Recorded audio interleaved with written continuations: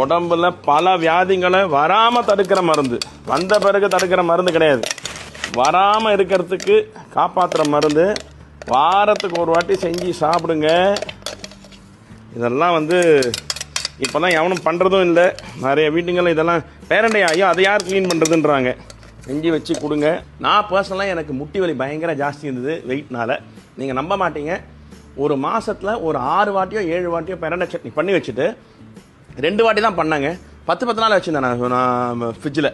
ஒன்றா சாதத்து கூட இல்லை தோசை இட்லி கூட ஒரு சட்னி மாதிரி இந்த பாவச்சு கஞ்சி காத்தால செய்வோம் தெரியுமா, வெறும் கஞ்சியில் இதை மிக்ஸ் பண்ணிவிட்டு குடிச்சிருக்கேன். நம்ப மாட்டீங்க, ஒரு 7-8 வாட்டி சாப்பிட்ருப்பாங்க இந்த ஒரு மாதத்தில். சுத்தமாக போயிடுச்சு, ஜீரோ. ஏன்னா கார்லேருந்து வண்டியிலேருந்து காலை இறக்க முடியாது, அவ்வளோ வலி வரைக்கும் நொண்டினே இருப்பேன்.